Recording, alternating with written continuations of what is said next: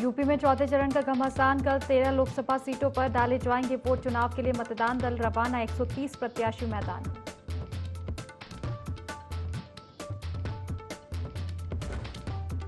CM Yogi Adityanath की ताबड़तोड़ चुनावी सभाएं। अमेठी के माधवगढ़ में जनसभा करेंगे सीएम योगी। बीजेपी प्रत्याशी स्मृति ईरानी के लिए मांगेंगे वोट।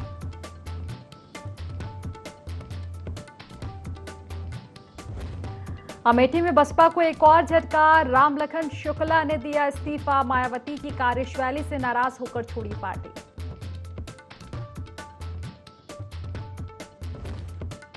मथुरा में पुलिस और पशु तस्करों की मुठभेड़। 3 तस्कर गिरफ्तार। एक पुलिस की गोली से घायल।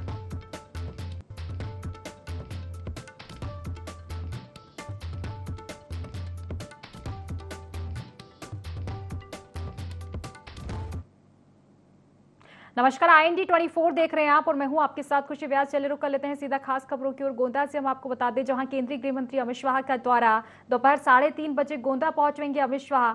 थॉमसन ग्राउंड में जनसभा को संबोधित करेंगे। कीर्तिवर्धन सिंह के पक्ष में जनसभा करेंगे।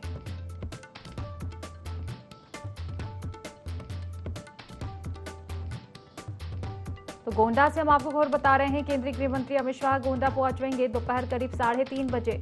गोंडा पहुंचेंगे अमित शाह। थॉमसन ग्राउंड में जनसभा को संबोधित करेंगे। कीर्तिवर्धन सिंह के पक्ष में जनसभा करने वाले हैं।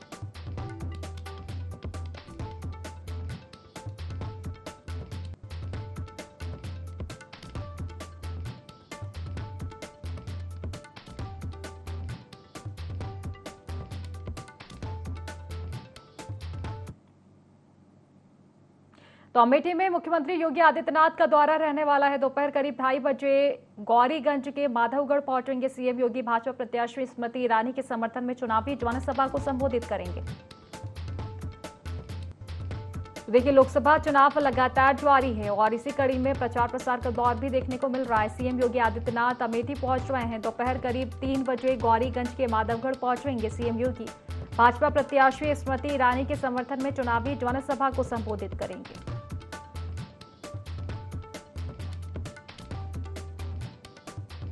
चुनाव को देखते हुए दिग्गजों की हुंकार लगातार अलग अलग क्षेत्रों में देखने को मिल रही है। सीएम योगी आदित्यनाथ की ताबड़तोड़ चुनावी जनसभाएं देखने को मिल रही है। अमेठी पहुंचेंगे और जनसभा को संबोधित करेंगे। आपको बता दें कि दोपहर करीब 3 बजे गौरीगंज के माधवगढ़ पहुंचेंगे सीएम योगी आदित्यनाथ। भाजपा प्रत्याशी स्मृति ईरानी के समर्थन में चुनावी जनसभा को संबोधित करेंगे। तो लोकसभा चुनाव लगातार जारी है। प्रचार प्रसार का दौर देखने को मिल रहा है लगातार।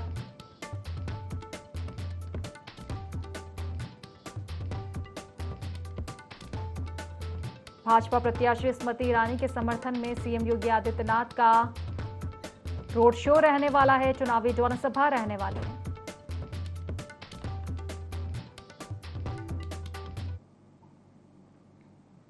तो उत्तराखंड के सीएम पुष्कर सिंह धामी बहराइच के दौरे पर रहे, जहां उन्होंने कहा कि इस बार बीजेपी 400 से ज्यादा सीटों पर जीत दर्ज करेगी। उन्होंने इंडी गठबंधन पर निशाना साधते हुए इसे परिवारों का भ्रष्टाचार छुपाने वाला गठबंधन बताया। इन्होंने देश में तुष्टीकरण की नीति को हावी किया है। इसी का परिणाम है कि हिंदू आबादी में कमी आई है। दूसरे और तीसरे चरण में भारतीय जनता पार्टी 200 सीटों से ज्यादा की बढ़त ले चुकी है और आगे आने वाले 4 चरणों में 200 और सीटें आ जाएंगी, 200 से अधिक। पूरा 400 पार का आंकड़ा पूरा होगा और अखिलेश जी की पार्टी और अखिलेश जी का जिनके साथ गठबंधन है, कांग्रेस और इंडी गठबंधन, ये गठबंधन सरकार बनाने का गठबंधन नहीं है। ये केवल और केवल अपने परिवारों का, अपने भ्रष्टाचार को छुपाने का गठबंधन है। 400 के लगभग सीटें 2014 से लेकर 2024 तक लगातार 10 वर्षों के कालखंड में रही हैं। इस बड़े बहुमत से देश के अंदर ऐतिहासिक फैसले लिए गए हैं। आगे भी ऐतिहासिक फैसले लिए जाएंगे। आरक्षण खत्म करने की बात करते हैं मोदी जी और भारतीय जनता पार्टी।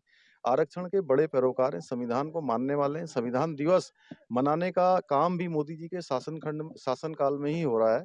ये लोग अफवाहें फैला रहे हैं। इन्होंने कर्नाटका में एक विशेष वर्ग को, अपने चहेते वोट बैंक को ओबीसी का आरक्षण दे दिया, उसमें ओबीसी में शामिल कर दिया।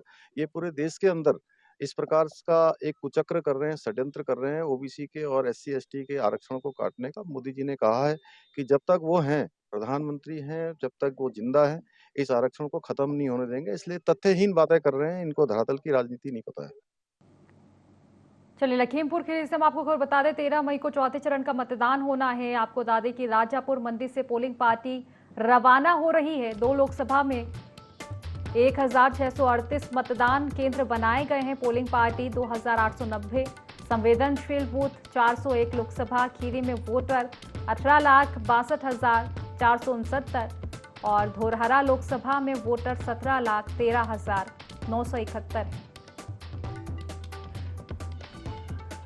तो देखिए, लोकसभा चुनाव के चौथे चरण की तैयारियां पूरी कर ली गई है। कल आपको बता दें कि चौथे चरण के लिए मतदान संपन्न होने हैं।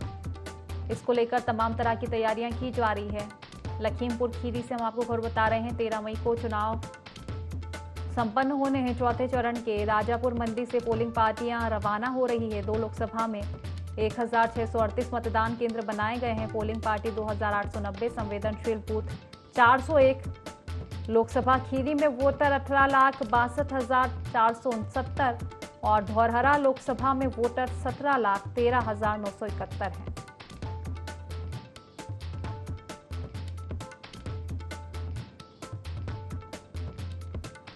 तो देखिए, लोकसभा चुनाव लगातार जारी है। पिछले 3 चरणों की अगर हम बात करें तो चुनाव संपन्न हो चुके हैं। चौथे चरण का जो मतदान है वो कल संपन्न होगा। इसको लेकर तमाम तैयारियां कर ली है निर्वाचन आयोग ने। मतदान दलों को बूथों के लिए रवाना कर दिया गया है। सभी बूथों पर चाक चौबंद व्यवस्थाएं की गई है। गर्मी का मौसम है, उसको देखते हुए भी व्यवस्थाएं जुटाई गई है ताकि मतदाताओं को किसी तरह की समस्या ना हो, लोग बढ़ चढ़कर मतदान में हिस्सा लें।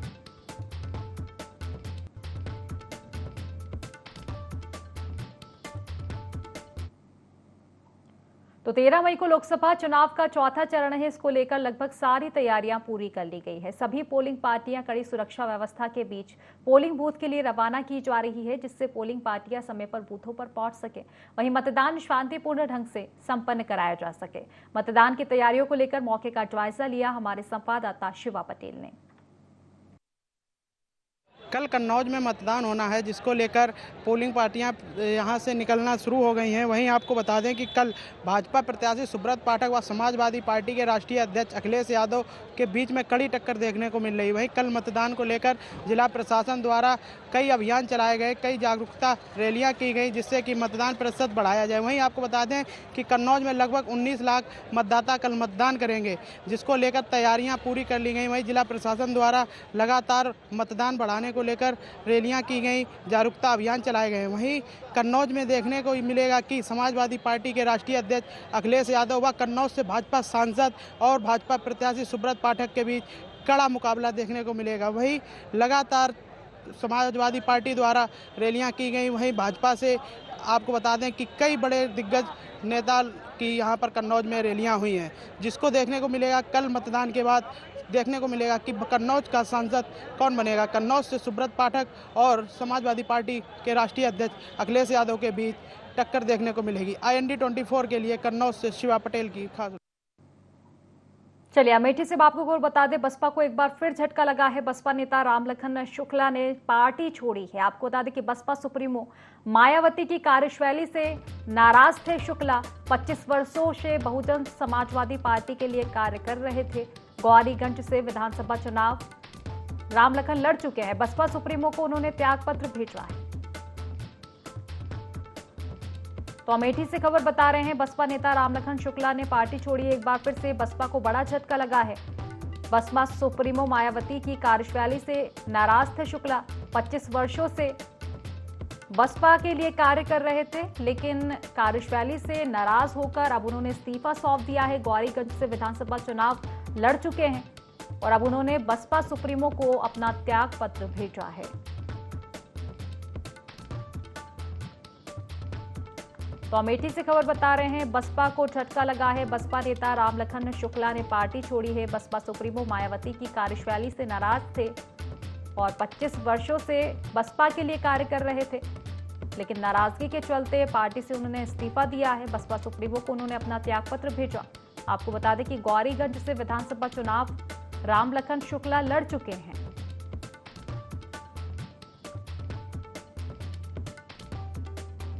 तो देखिए, 25 वर्षों से काम कर रहे थे बसपा के लिए, काफी दिग्गज थे नेता, जो कि अब पार्टी से इस्तीफा दे चुके हैं क्योंकि लोकसभा चुनाव लगातार जारी है। ऐसे में दिग्गजों का पार्टी छोड़ना कहीं ना कहीं बसपा के लिए एक ये बड़ा झटका साबित होगा। तो देखिए, बसपा सुप्रीमो मायावती की कार्यशैली से नाराजगी थी शुक्ला को और इसी वजह से उन्होंने बसपा सुप्रीमो को अपना इस्तीफा, अपना त्यागपत्र सौंपा है।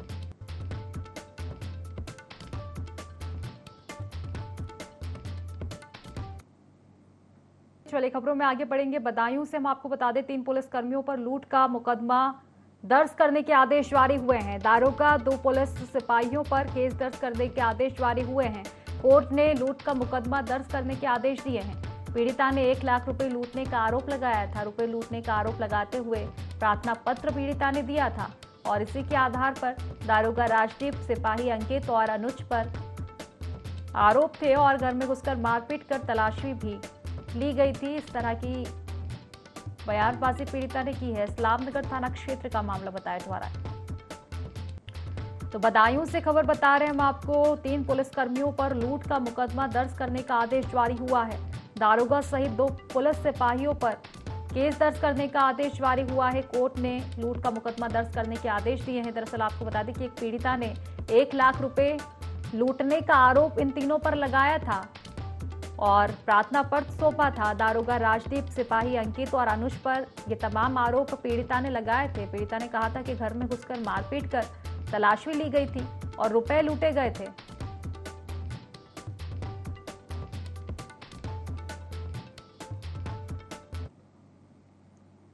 चलिए मथुरा से अब आपको खबर बता दें, पुलिस की पशु तस्करों से मुठभेड़ हुई है। 3 पशु तस्कर गिरफ्तार हुए हैं। एक पशु तस्कर अशफाक गोली लगने से घायल हुआ है। घायल को अस्पताल में भर्ती कराया गया और 50,000 रुपए, गाड़ी, अवैध हथियार बरामद किए गए हैं। छाता इलाके के पिलहोरा माइनर की ये घटना बताई जा रही है। तो मथुरा से हम आपको बड़ी खबर बता रहे हैं, पुलिस की पशु तस्करों से मुठभेड़ हुई है। 3 पशु तस्कर गिरफ्तार हुए हैं। एक पशु तस्कर अशफाक गोली लगने से घायल हुआ। घायल को अस्पताल में भर्ती कराया गया और 50,000 रुपए, गाड़ी, अवैध हथियार बरामद किए गए हैं। छाता इलाके के पिलहोरा माइनर की यह घटना बताई जा रही है। तो एक बड़ी सफलता पुलिस को मिली है पशु तस्करों पर कार्रवाई को लेकर। हालांकि इस दौरान पशु तस्कर और पुलिस कर्मियों के बीच मुठभेड़ भी हुई। 3 पशु तस्कर लेकिन गिरफ्तार किए गए हैं। इनमें से एक पशु तस्कर मुठभेड़ के दौरान अशफाक जो है पशु तस्कर, वो गोली लगने से घायल भी हुआ है, जिसे अस्पताल में भर्ती कराया गया। तो पशु तस्करों के कब्जे से 50,000 रुपए, गाड़ी, अवैध हथियार बरामद किए गए हैं। छाता इलाके के पिलहोरा माइनर की यह घटना बताई जा रही है।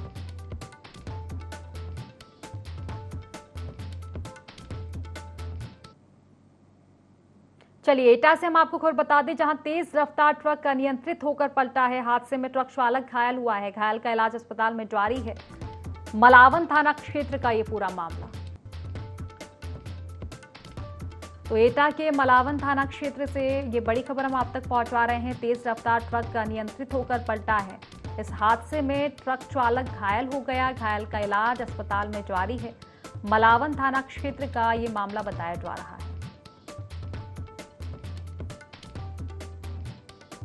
तो एटा में एक बार फिर रफ्तार का कहर देखने को मिला।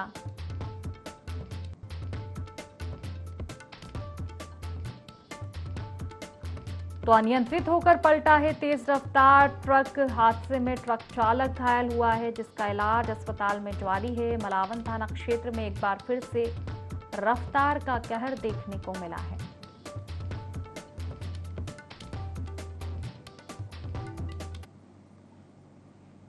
चलिए फिरोजाबाद से आपको बड़ी खबर बता दें, चलते कंटेनर में आग लगी है। ड्राइवर में इस दौरान कूदकर अपनी जान बचाई। दमकल की मदद से आग पर काबू पाया गया है। टूंडला के मोहम्मदाबाद क्षेत्र का यह मामला बताया जा रहा है। तो फिरोजाबाद से बड़ी खबर बता रहे हैं, चलते कंटेनर में आग लग गई, ड्राइवर ने इस दौरान कूदकर अपनी जान बचाई। दमकल की मदद से आग पर काबू पाया गया है।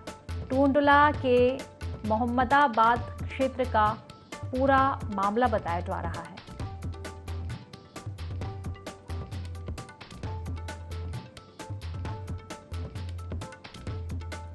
तो वाहनों में आगजनी की घटनाएं लगातार बढ़ती जा रही है। आए दिन इस तरह के हादसे सामने आते हैं जहां वाहनों में आग लग जाती है और ज्यादातर कारण देखा जाए तो शॉर्ट सर्किट में बताया जाता है। एक बार फिर से ऐसा ही मामला फिरोजाबाद से सामने आया है। चलते कंटेनर में अचानक से आग लग गई। इस दौरान ड्राइवर ने कंटेनर से कूदकर अपनी जान बचाई। हालांकि सूचना मिलते ही दमकल की टीम मौके पर पहुंच गई और आग पर समय रहते काबू पाया गया। टूंडला के मोहम्मदाबाद क्षेत्र का यह मामला बताया जा रहा है।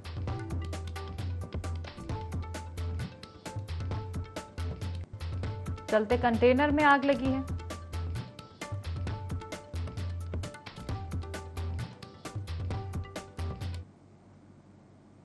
चलिए एटा से हम आपको खबर बता दें, मेडिकल कॉलेज के फीमेल सर्जिकल वार्ड में सांप निकला है। सांप निकलते ही दहशत में मरीज आ गए। सर्जिकल वार्ड में मौजूद नर्सिंग स्टाफ ने डंडे की सहायता से सांप को बाहर किया। मेडिकल कॉलेज में गंदगी की वजह से आए दिन वार्डों में सांप दिख रहे हैं। जिला मेडिकल कॉलेज का ये पूरा वीडियो सामने आया है। तो एटा से खबर बता रहे हैं, मेडिकल कॉलेज के फीमेल सर्जिकल वार्ड में सांप निकला है। सांप निकलते ही जो मरीज है दहशत में आ गए। आपको बता दें कि सर्जिकल वार्ड में मौजूद नर्सिंग स्टाफ ने डंडे की सहायता से सांप को बाहर निकाला। मेडिकल कॉलेज में गंदगी की वजह से आए दिन वार्डों में सांप दिख रहे हैं। मरीजों में भी दहशत का माहौल है। जिला मेडिकल कॉलेज का ये पूरा मामला।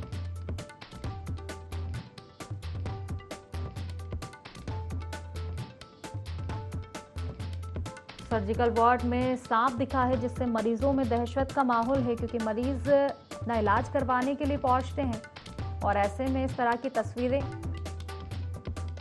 मरीजों की जान के साथ निश्चित ही ये खिलवाड़ है। बताया जा रहा है कि गंदगी की वजह से यहां आए दिन सांप दिखाई देते हैं।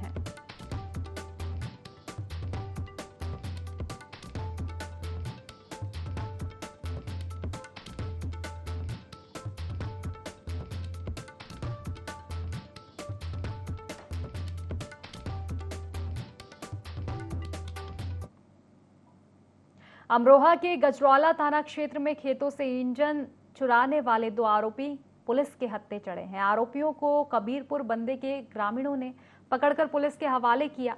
बताया जा रहा है कि आरोपी खेतों से इंजन चोरी कर ले जा रहे थे, तभी ग्रामीणों ने उन्हें पकड़ लिया और उनकी जमकर पिटाई भी की। फिलहाल पुलिस मामले की जांच में जुटी हुई है। तो अमरोहा के गजरौला थाना क्षेत्र से ये पूरा मामला सामने आ रहा है। खेतों से इंजन चुराने वाले 2 आरोपी पुलिस के हत्थे चढ़े हैं। आरोपियों को कबीरपुर बंदे के ग्रामीणों ने पकड़कर पुलिस के हवाले कर दिया है। बताया जा रहा है कि आरोपी खेतों से इंजन की चोरी कर लेते थे, तभी ग्रामीणों ने उन्हें पकड़ लिया रंगे हाथों और उनकी जमकर पिटाई भी इस दौरान की है। तो फिलहाल पुलिस मामले की जांच पड़ताल में जुट चुकी है। आरोपियों को गिरफ्तार कर लिया है।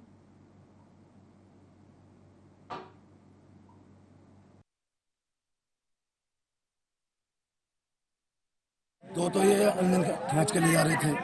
अच्छा। और इस गाड़ी के 500 बैटरी खोलने गई, आप पकड़ के पुलिस के हवाले कर दिए। कहाँ का ठहर के पकड़ ले। इंजन भी चौकी पे गुजारिया। एक इंजन तो हमारा ही, तो ये इंजन खींच के ले जा रहे थे। अच्छा। और इस गाड़ी के 500 बैटरी खोलने गई, आप पकड़ के पुलिस के हवाले कर दिए। कहाँ का ठहर के पकड़ ले। इंजन भी चौकी पे गुजारिया। एक इंजन तो हमारा ही।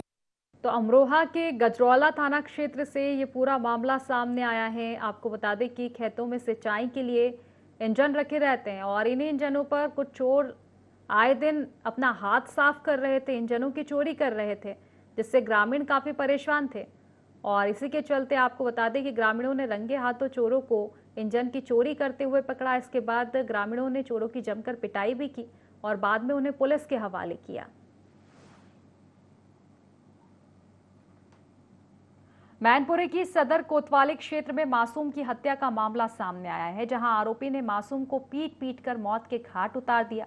बताया जा रहा है कि बच्चे को लेकर उसकी मां काशीराम कॉलोनी में जन्मदिन कार्यक्रम में शामिल होने आई थी। फिलहाल पुलिस आरोपी की तलाश में जुट चुकी है।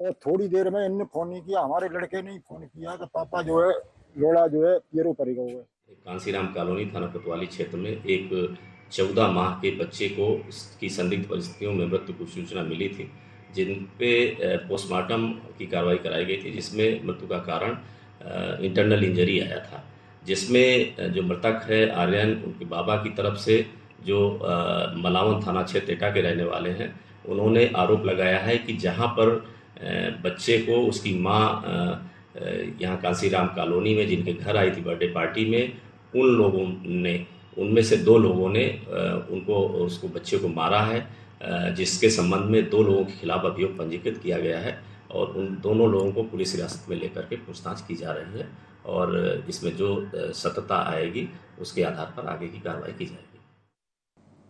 लोकसभा चुनाव में मतदान प्रतिशत बढ़ाने के लिए निर्वाचन आयोग सहित अधिकारी तमाम कोशिशों में जुटे हुए हैं। इसी की जानकारी देते हुए कानपुर जिलाधिकारी राकेश कुमार ने बताया कि मतदान प्रतिशत बढ़ाने के लिए सरकारी और गैर सरकारी स्कूलों, समाज सेवी संस्थाओं और बड़े उद्यमियों ने मतदान जागरूकता अभियान में बढ़ चढ़कर हिस्सा लिया, जिससे कानपुर का मतदान प्रतिशत पिछली बार से 10% बढ़ने की पूरी उम्मीद है। साथ ही अधिकारियों को निर्देशित किया गया कि पोलिंग बूथों पर चाक चौबंद व्यवस्थाएं की जाए। तो देखिए, मतदान प्रतिशत बढ़ाने के लिए लगातार कवायदें जारी है, क्योंकि पिछले 3 चरणों की अगर हम बात करें तो मतदान प्रतिशत काफी घटा है। इसको देखते हुए निर्वाचन आयोग सहित तमाम जो अधिकारी हैं मतदान प्रतिशत को बढ़ाने के लिए अलग अलग कवायदों में लगे हुए हैं। इसी कड़ी में आपको बता दें कि कानपुर में स्कूलों और संस्थाओं द्वारा मतदान जागरूकता अभियान चलाया गया, लोगों को मतदान के प्रति जागरूक किया गया है। साथ ही तमाम अधिकारियों को निर्देशित किया गया है कि बूथों पर तमाम तरह की व्यवस्थाएं रखें, क्योंकि फिलहाल गर्मी का मौसम है। तेज गर्मी की वजह से भी मतदाता मतदान करने से इनकार करते हैं और इसी को लेकर तमाम व्यवस्थाएं बूथों पर करवाई गई है, ताकि मतदाता बढ़ चढ़कर मतदान में हिस्सा लें और मतदान प्रतिशत को बढ़ाया जाए।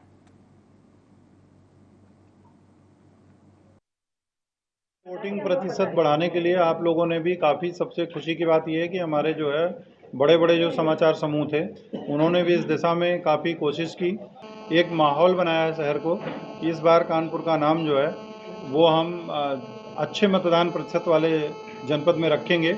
इसके लिए सभी ने प्रयास किया है और मुझे पूरी उम्मीद है 13 मई को जो मतदान होगा उसमें लोग बढ़ चढ़ करके हिस्सा लेंगे और मुझे पूरा यकीन है कि अब की बार जो है पिछले बार की तुलना में कम से कम 10% की बढ़ोतरी करेंगे। चलिए, लखीमपुर खीरी से आपको खबर बता दें, जहां कल चौथे चरण का मतदान होने वाला है। ईवीएम को लेकर पोलिंग पार्टियां रवाना हो रही है। अपने अपने पोलिंग बूथ पर कर्मचारी रवाना किए जा रहे हैं। तो कल चौथे चरण का मतदान है। मतदान को लेकर लगभग तैयारियां पूरी हो चुकी है। अब पोलिंग पार्टियों को सामग्री वितरण किया जा चुका है और अब अपने बूथों के लिए पोलिंग पार्टियों को रवाना किया जा रहा है। अपने अपने पोलिंग बूथ पर कर्मचारी रवाना हो रहे हैं और कल के लिए मतदान की तैयारियों में जुटे हुए हैं। फिलहाल इस बुलेटिन में बस इतना ही। आप बने रहिए IND24 के साथ। नमस्कार।